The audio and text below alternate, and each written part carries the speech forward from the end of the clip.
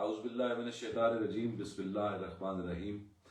الحمدللہ رب العالمین والصلاة والسلام علی سید الانبیاء والمرسلین واولادہ الطاہرین المعصومین المظلومین۔ میری طرف سے تمام مسلمانوں کو، عالم اسلام کو اس پاک مہینے کی آمد، صاحب معراج کی آمد، شفیع مذنبین کی آمد، والی معاشر کی آمد، محمد مصطفیٰ صلی اللہ علیہ وآلہ وسلم، ان کی آمد سب کو بہت بہت مبارک ہو۔ اس حوالے سے بس ایک پیغام دینا چاہتا ہوں، اور خواہش بھی یہ ہے اور آپ سے درخواست بھی یہ ہے کہ اس کو غور سے سنیں اور سمجھیں۔ میری گزارش صرف یہ ہے کہ ہماری تہذیب، تمدن، ہماری روایات، ہماری رسومات اور ہیں، مذہب ان سے بالاتر ہے۔ بعض ایسے ہمارے اعمال ہیں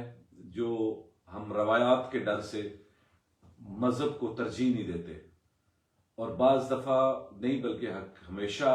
مذہب وہ ایک ایسا عقیدہ ہونا چاہیے کہ جو ہر شے پہ بالا ہو۔ میں اکثر دیکھتا ہوں کہ جب میلاد النبی کے جلوس ہوتے ہیں تو ان کو منسوب کر دیا جاتا ہے اہل سنت سے، اور جب ایسے سوگ کے جلوس ہوں، عزاداری کے جلوس ہوں، تو ان کو منسوب کر دیا جاتا ہے محرم کے جلوسوں کو امام حسین علیہ السلام کی نسبت کے حوالے سے شیعوں سے۔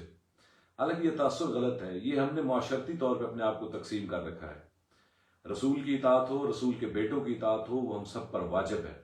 اور رسول کے بیٹوں کی اطاعت رسول کی وجہ سے واجب ہے ہم پر۔ تو اسی رسول نے ہمیں اپنے بیٹوں کی تعظیم کا بھی حکم دیا۔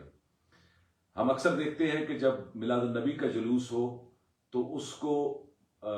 بعض لوگ، سارے نہیں، بعض لوگ نظر انداز کرتے ہیں،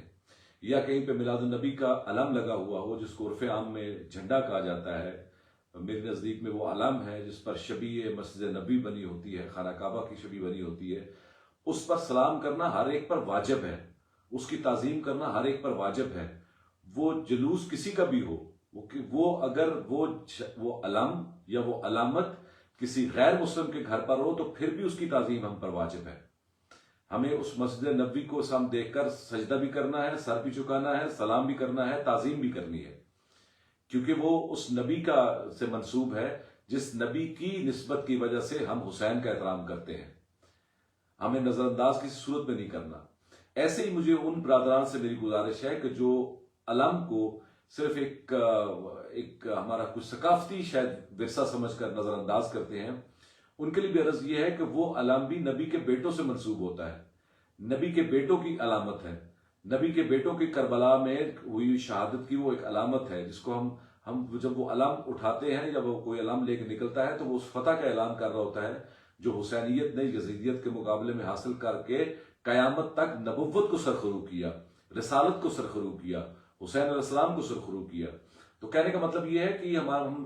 تمدنی طور پر، معاشرتی طور پر تو ایک دوسرے کے مخالف ہو سکتے ہیں، لیکن مذہبی طور پر ہمیں احترام واجب ہے، چاہے وہ شبیہ مسجد نبوی کی ہو یا وہ علم حسین علیہ السلام سے منسوب ہو، ہم سب پر اس کی تعظیم واجب ہے۔ تو آئیے آج کے دن سے ہم یہ عہد کریں کہ ہم جہاں کہیں پہ بھی ایسے جلوس یا ایسی محافل یا ایسے اذکار ہوتے ہوں گے جہاں پر رسول اور اطرت رسول کا ذکر ہوتا ہوگا، تو ہم شیعہ سنی سے بالاتر ہو کر صرف یہ سوچیں گے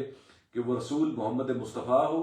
یا انا من الحسین کی تعبیر حسین علیہ السلام کی مجالس ہوں، ہم رسول کو خراج پیش کرنے کے لیے ہم اپنے آپ کو پیش کریں گے تاکہ معاشر کے دن ہم رسول سے شرمندہ نہ ہوں۔ میں امید کرتا ہوں کہ میرا یہ پیغام کسی کی دل آزاری کا باعث نہیں بنے گا، بلکہ اس سے ایک سبق ہے جو ہم سب کو سیکھنا چاہیے۔ ہم بعض چیزیں اپنے معاشرتی دباؤ کی وجہ سے،